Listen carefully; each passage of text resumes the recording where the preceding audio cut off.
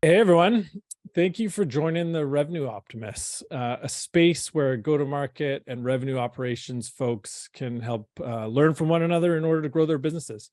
My name is Dave Nelson. I'm the CEO of Traction Complete, where we believe that data is this incredible instruction set for businesses if it's done properly. And so we're on a mission to help reduce the data complexity in Salesforce by building software that does things like automatically link accounts into hierarchies, match leads to accounts, and then facilitate assigning those records to whoever's the right person, and doing things like normalizing and deduplicating data. And today I'm fortunate to be joined by Kieran Snaith, who is the Vice President of Revenue Operations at Qualified. So Kieran, thanks so much for joining. You mind telling us a bit about yourself? Yeah, pleasure to be here. Thank you for having me, David. My name's Kieran Snaith. Right now I run revenue operations at Qualified. So that encompasses sales operations, marketing operations, customer operations, our inside sales team, and then also systems ops. Prior to this, worked at a company called Get Feedback, ran sales operations and BD there that was acquired by SurveyMonkey. And I've spent most of my time inside the Salesforce ecosystem, kind of running BD, go-to-market, sales operations. And that pretty much sums up, my background, but an extensive amount of time in kind of the Salesforce ecosystem. Do you mind telling us a little bit about Qualified itself, what you guys do? Yeah, absolutely. So Qualified is a conversational and sales marketing solution. Essentially what we do is we connect your website with CRM, marketing automation, ABM, and other business systems. We help you de-anonymize the buyer when they're on your website. So no longer would you just see, hey, anonymous buyers viewing your pricing page. I would be able to see, hey, it's David Nelson from Traction Complete. And I would be able to see what he's viewing, all of our CRM data, marketing automation insights on David. So what we're doing is we're traversing the business systems in real time on that web visit so we can de-anonymize that visitor and really build a 360-degree view of the key buyer that's on your site. We then give you tools to engage those buyers on your website and book meetings and build pipeline. Okay, so now I get it that, yeah, you guys really are kind of that top of funnel helping to generate that pipeline and understand your customer profile, it sounds like, so that then you can track that through the funnel down to give that customer return on investment stat. Exactly. Somebody said something very interesting to me the other day, and they're a COO at a $100 million run rate organization, and we were talking about budget cuts that we're making specifically on the software side. He's a Qualified customer, and he said, Kieran, the first tool I'm cutting, and I'm not going to drop the vendor name, but he surprised me when he said he was cutting out this solution, and I asked why, and he said degrees to the money. And I had to stop and think about that for a moment, and I asked him, I think 5 minutes later, like, hey, tell me more about what you meant by degrees to the money. And he said, well, a tool like Salesforce or, a Chorus AI, Kieran, like I know I'm going to get value and ROI from it, but it's too many hops. Like I've got to do this, that, enable, go operationalize this information, and then I get ROI if I can go execute on those, 7 steps. With a tool like Qualified or other solutions that are directly tied to pipeline, it's a matter of turning it on and you are going to get ROI and generate dollars. And that's something that we've been thinking about a lot as well as we're making, decisions for next year is, how degrees to the money, degrees to ROI, how hard is it going to be to get ROI from some of these investments? Interesting. Yeah, that's a fascinating way to look at the tools that you're using.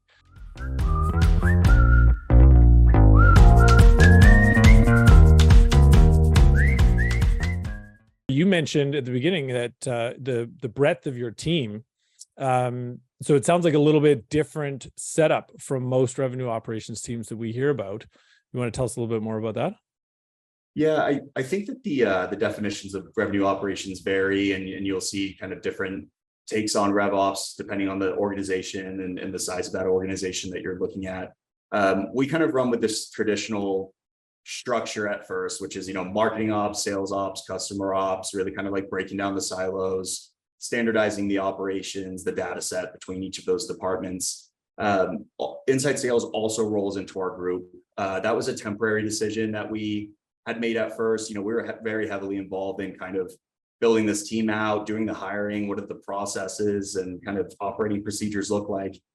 And we realized that RevOps is a really great place for an inside sales team to sit, because as a RevOps team, we have the marketing goal, we're tied to the marketing targets, we're tied to the sales targets, and also those customer retention targets. So we have, pipeline quality. It's our number one priority, right? We're trying to source great deals, hit those pipeline numbers, but we also want to make sure that we're hitting all of those sales funnel KPIs as well. So we're highly incentivized to deliver high quality, high velocity pipeline. And that's why we've decided to keep it under revenue operations, just a very good mutual ground for the inside sales team. I love that. Now that you explain it, you're right, because otherwise there's potentially a bias towards, the pipe generated or the closing, but this kind of sits in the middle to do both.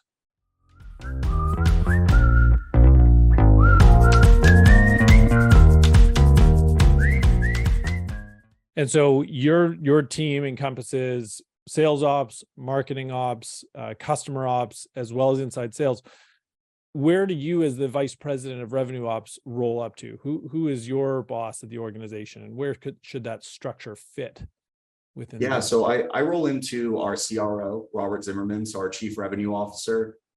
He's responsible for all things like revenue, ultimately pipeline, sales, ACV, and then he's also very closely tied to some of our success numbers with the expansion side of things. So I report directly to our CRO. Who manages the sales team and pipeline net retention targets. Okay, fantastic. And then out of curiosity, does marketing roll under the CRO as well, or is that a separate? So marketing and our chief customer officer do report directly into the CEO. Okay. But the CRO, being the revenue officer, does kind of have a horizontal view of the business. So he is looking at pipeline every single day. He's looking at sales, of course, but also paying very close attention to anything that impacts our retention rates right now. And then also all of the expansion done with our existing customer base. Nice. And so how do you manage under your team, who has both marketing operations and sales ops, the non-bias, if you will, of where marketing team wants to generate pipeline, sales wants to close deals, customers obviously want to retain, that it's not, if it's rolling up to the CRO, that it's not heavily sales focused? That's a great question. We are incredibly data driven, and we do let data kind of drive the narrative. Even Robert, our CRO, is incredibly data driven. He will not make a decision without better, fully understanding kind of the likeliness that pipeline is going to convert, the likeliness it's going to close, and what type of velocity it'll move through our funnel with. So a lot of the things that we look at first before we might make a decision on, hey, we want to run this campaign and we want to get into like this particular vertical, we're going to first assess how successful have we been in this vertical before. Of the customers that we have in this vertical, how successful are they? How happy are they with us? Are they expanding? Are they getting great ROI?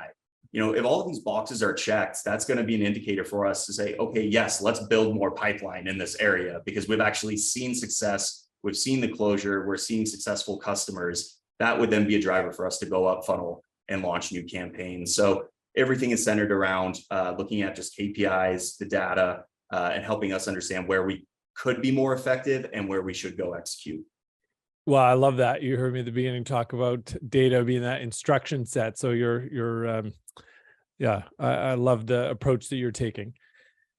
What do you guys measure RevOps on then? So you have this collection of different groups. Is it all individual targets and metrics, or is that one combined goal? It is. Each have individual metrics and KPIs. They all roll up to a combined goal, which is, hey, we want to make sure that we're hitting our pipeline target. We want to make sure that we're hitting our net new and expansion targets. And then we want to make sure we're hitting our NRR and GRR targets. So each of those operational leaders are geared towards those targets, and there are KPIs, below those that really drive those numbers. We could start with marketing operations, for instance. Marketing ops might be operating with an X $1 million, pipeline target. Got it. That's their primary KPI and driver. But beneath that, we're looking at things like, okay, what is the stage 2 rate of this pipeline? How much, we want to make sure that a certain percentage of it is being accepted. What percentage of that is moving into technical win? And then what percentage of this is moving into procurement? And then we're measuring kind of velocity. We could then look at the sales front, and largely they're based on ACV, but they're also responsible for some of these pipe velocity numbers, right? They're accepting pipeline, and we want to ensure that once you're accepting that pipeline, that you're moving it to the next stage at a certain rate, stage after that at a certain rate, and that's where that handoff occurs with sales. Outside of that, for sales, we're also looking at like average quota attainments, your ramp sales equivalent, headcount rates, things like that. This really drives kind of the sales operations number. Then when we move over to success, again, largely GRR and NRR based, the typical kind of SaaS retention metrics. But we're also looking at different things like, hey, customer ROI scores. So we actually look at the amount of ROI that customers are getting, and we use that as an indicator for health. We look at our internal CSM's health score of those customers, and we use that as a KPI. The list goes on and on and on for customer operations, but we use about 3 to 5 underlying metrics that really, we believe, drive that GRR and NRR rate. That's awesome. And I heard you say that you're actually tracking customer ROI, or return on investment. Is that something that the product qualified offers, that it tracks all the way from, I'm guessing, a lead chatting with you on the website through to close? Yeah, so we absolutely do build a very large, ROI kind of like picture. We present that to our customers quarterly. Some information we do have to gather from our customers. Businesses are nuanced, and a lot of our CSMs hold great relationships. So we often say, hey, here's how we understand ROI to date. We've got some areas that we'd like to double click into with you. When we talk about like influence pipeline or close one pipeline, for instance, we might not be getting access to that data, from them, but we would get that on a quarterly interval. ROI and reviewing, positive ROI and negative ROI with customers, doing these ROI reviews quarterly, and either showing the great success that they're having or building plans to get there has been a really integral part of our motion. Well, that's fantastic. Yeah, if you can prove that out to customers, should be a pretty easy renewal conversation to say, hey, look at how much money we've been able to help grow your business by. That's the concept, right? Let's show all the great results they're seeing. Sometimes they're not aware. So, we actually have to get very smart internally about how we model and how we show ROI, and then educate on ROI as well. And that will just make, the customer side of things that much easier when you're making that a priority, really showing the ROI that they're getting from your solution. Nice. Yeah. And so if I understood that, because you have all of those different areas under revenue operations, from a marketing operations perspective, it's primarily pipeline driven. Is their goal, their metric? Exactly. Yes. Pipeline. And then the sales operations folks, it's the closed one net new business that they're closing and they're contributing to. Correct. And then customer, it's a net retention and gross retention. Their value. Yeah. Exactly. Yeah. And so is there then a collective goal, or is it all kind of siloed? Are there bonuses kind of tied to that? Yeah. So, we could take those top 3, right? Pipeline, ACV, your retention rates, both GRR and NRR, all of those then roll up to our ARR target as a business. And that's essentially the target that's set at the beginning of the year, beginning of quarters, to say, hey, this is where we want to end from an ARR perspective. Each of those numbers that we just talked about, pipeline through our retention rates, actually impact that overall, ARR rate. So that's the overarching kind of goal. If we're hitting all these targets, we know that we're going to hit the ARR. But if for some reason we were to close less ACV, or we experience a level of churn that we weren't expecting, we have to make that up in a different area of our business model to hit that ARR target. Yeah, that makes sense. That totally makes sense. And actually, right now, I got to ask, with just the changing economy, how are you guys managing setting those targets? Were they set at the beginning of the year? Are you doing them quarter to quarter, or is it kind of on the fly right now with all the changes? We set them in the beginning of the year, and then we will make quarterly adjustments. That's something that we do strategically based on what we're seeing in the market, like specifically at times like these. We want to make sure that we're motivating our reps, that we have, our AEs are motivated, they're able to kind of get through these times. So we have made some adjustments here and there, really for like a morale perspective. We've been able to do really well kind of through these more difficult times. And I equate this to our product and how close we are to ROI, meaning that we are kind of like one step or 1 degree from ROI, being that we generate pipeline. We are a tool that helps you generate more pipeline. And that's been able to help us, continue to kind of sell software, generate business in these times, and businesses need to grow. They need to make investments to generate pipeline. So that's something that's also helped us tremendously kind of through these economical times.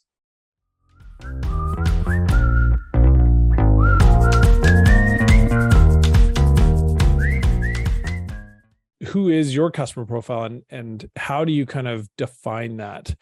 And how do you then expand on that in order to keep growing? Yeah, it's a great question. I'll start with what our ICP and kind of priority one total addressable market has been this fiscal year. And we've been laser focused on what we call the US Tech 5K. So this is US based organizations in the technology field that are on Salesforce. That's our number one thing. You have to run on Salesforce, or else we're most likely not going to sell to you. Then marketing automation. Are you using Pardot, Marketo, HubSpot, Eloqua? And then we kind of go down into ABM. And that's our high level kind of profile that we've used this year. We said, hey, these US based companies in the technology industry that use Salesforce, run on marketing automation, and may or may not have an ABM platform. This is our profile. And we've done really well there because we've been very focused, which has been, drove a lot of benefit from us from just a sales perspective as we've really grown the sales team. Being very focused on that market is good. But one of the things that we've realized and how we're adjusting now is technology as an industry is actually, we want to put less emphasis on that because we're starting to develop our own picture of what a tech company looks like. Industries can sometimes be cumbersome to work with. You might have a healthcare organization that sells SaaS software, B2B, but they've registered themselves as a healthcare organization. We are trying to circumnavigate kind of the industries by saying like, hey, if you're B2B in your model and then you have a tech stack, Salesforce, marketing automation, ABM, you're a fit for us. And we're trying to put less emphasis on that industry, more emphasis on this technology stack, which is a way that we're expanding kind of our ICP and total addressable market now, is saying, hey, we now know it's actually these folks that use these technologies that are a true success indicator for us, less so that they've registered in the technology or SaaS industry. So we're putting a lot of emphasis on that, opening up industries. And another thing that we've really started to discover is how important website traffic is for our platform. We entered the year this year and we said, hey, to really get great value from qualified, you need to have a minimum of, let's say 10,000 unique monthly visitors. We've started to get smarter about that and, look at different types of profiles, different industries, and get smarter about the level of traffic that we're looking for in certain verticals and segments. Interesting. And so when you are kind of defining that and changing over time from those top, I think you said 5,000 tech companies, how does that then flow down? So you guys are doing that analysis, looking at the web traffic and whatnot, and how people are identifying themselves. How do you then push that down into your inside sales team or your named account reps, that sort of thing? Yeah, it's a great question. Well, we have something here that Nick Wong, who runs sales operations, calls the data cube. And the data cube is a series of views of our total addressable market in different ways. What happens is when we identify new accounts and we're able to enrich them adequately with the information we require, they hit the data cube. When they hit this cube, they are routed across an inside sales team and they're routed across the AEs. And from there, that's essentially all we really need to do because we've got workflows set up inside of Salesforce, Slack, Troops AI that will proactively kind of alert the reps that, hey, an account's been assigned. And then based on the state that this account is in, it will tell them the next steps. So all we need to really do is kind of make the assignment. And then we have an inside sales team that's trained. They know they have to go gather tech stack information, understand who the key buyers are, understand what's happening on their website. They really gather this information and tee up that first kind of discovery call or meeting with the account executive. And that's kind of how our process works. Once we do the initial carve and push out, if we want to bring any additional accounts in, they just get assigned and hit this workflow, and the inside sales team owns a portion of that, and the AEs then own a portion of that. Okay, so they get assigned these records, and then it's an exercise to go find out more about these companies, who the I think you said the tech stack owners are. Yes. So they're buyers, I would imagine. You get assigned the records, you'll be alerted. Okay. You may not go and clean up that record and do everything that you need to do right in that moment, but it will then be in your dashboard and it will show in your queue of, hey, these are my accounts that are newly assigned and the tech stack has not been complete or the website traffic has not been gathered. That's really what we're holding them accountable to, is building out the account and getting all that Nice. firmographic, technographic data. Less so, David, like, hey, go figure out who owns Marketo or who owns Qualified or who owns Zoom Info. Well, we do that on the discovery call. It's just figure out what they have so that we can have a more informed conversation in that first meeting. Cool. And then populating that in Salesforce, I would imagine. Has to be in Salesforce, yes.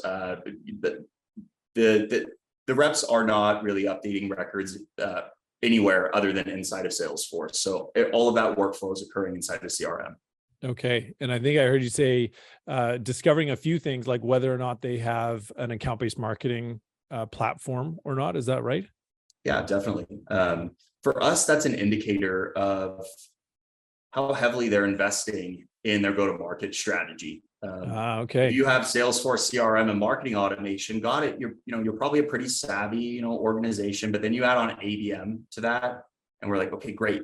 Now we have an organization that is driving traffic to their website. They're making really large investments in this area. We know that we can help convert that traffic to pipeline. That's kind of where we come in.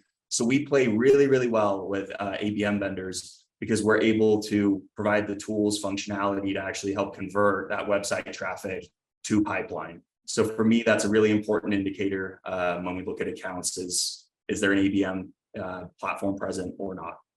That's a great way to look at it. So to get even more refined into who you're going after, how are you finding that data? Is that through things like the tech stacks or some way of scraping? Yeah, exactly. So we use a tool right now called DataFox. We have a few other solutions, Lead IQ. We use SimilarWeb, and then we also use BuiltWith. All of these tools are, geared towards technographic and firmographic information. Some are geared towards like website info. All of them are better at one thing than the other. But we find that kind of with those 4 vendors, we're able to build a really kind of complete, comprehensive view of the tech stack, what they're using, and all of the firmographic information as well. And so then so it sounds like you're getting really, really deep, specifically targeted at these accounts that have that account-based marketing platform, that have I think you said marketing automation, the CRM. That must whittle down the total addressable market pretty tightly. Are you then hyper-focused on those, or are reps also going after additional accounts in their ICP? We are hyper-focused on that kind of initial set that we know meet the criteria. And that's what we include in our territory carve. And we say, hey, this is assigned to AEs, this is the patch. But outside of that, David, we still have accounts in our org, for instance, that, maybe one of our intent vendors is giving us alerts saying, hey, they're showing intent in your product, they're on your website.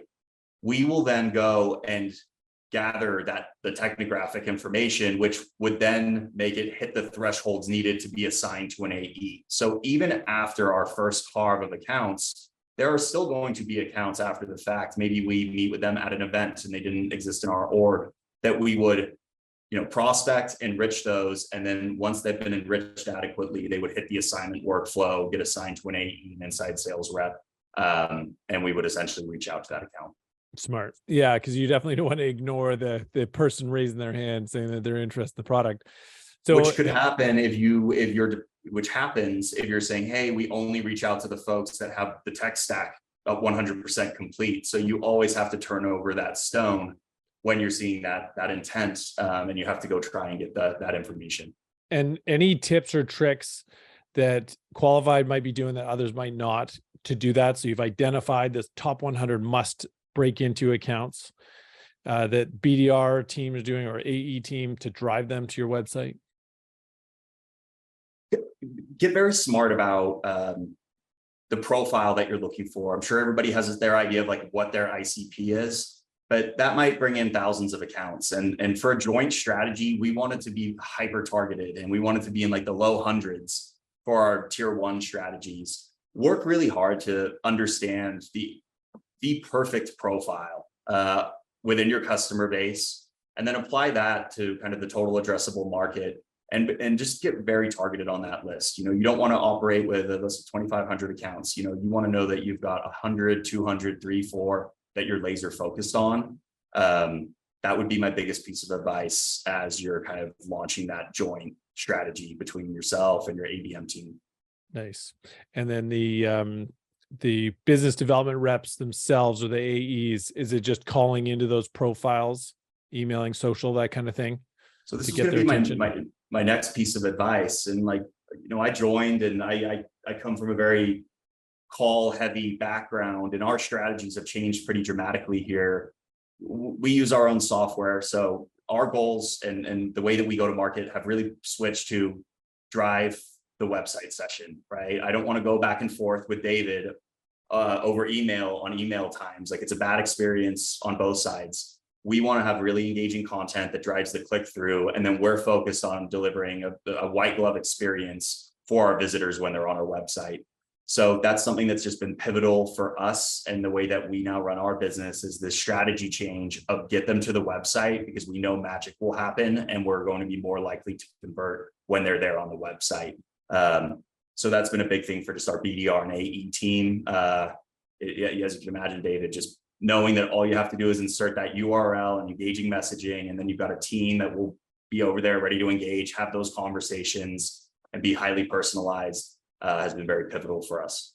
Cool. That's great. And so do I take it then that a major tactic of that BDR team is to just send them a link to the website, come check out more kind of thing here. And then obviously once they're on the website, that you're using your own product to engage? Exactly. So imagine a world where, you've woken up and you've looked at your Slack and you can see that one of your top accounts intent score has moved to a high degree, and you're like, okay, great. They haven't spent a lot of time on our website yet, but they're doing research on qualified. I'm going to shoot a note out to the VP of demand gen, who seems like they would be most relevant. If we can get that click through, that BDR right there is able to actually, hey David, thanks for clicking through the website. My name's Kieran, real human here. Let me know if you have any questions. And you might ask a question like, hey, yeah, we use X right now. Can you tell me about how you compare it? Yeah, no problem. Are you free for a quick call? And I can start a call right there through the website, and we're already conversing just after that click through. We found that is really the differentiator. We're able to demo our software flow, right? And that's one of the beauties of it. But that's also one of the things that we're trying to just educate on in the market as well, right? Is the website is the conversion point. 99.9% of our pipeline flows through our website. And our efforts have really gotten behind just driving that traffic and just focusing on that conversion rate. Well, listen, Kieran, thank you so much. Truly appreciate it. I know I asked you a ton of questions there, but this is fantastic. So many learnings. I think a ton of people will be able to take away and grow their businesses with the same approach. So yeah, for everyone that's joining, if you're looking for more RevOps advice, please stay tuned and don't miss out on our next episode of the Revenue Optimists. You can subscribe today. Kieran, thanks so much. We appreciate it. It's been a pleasure.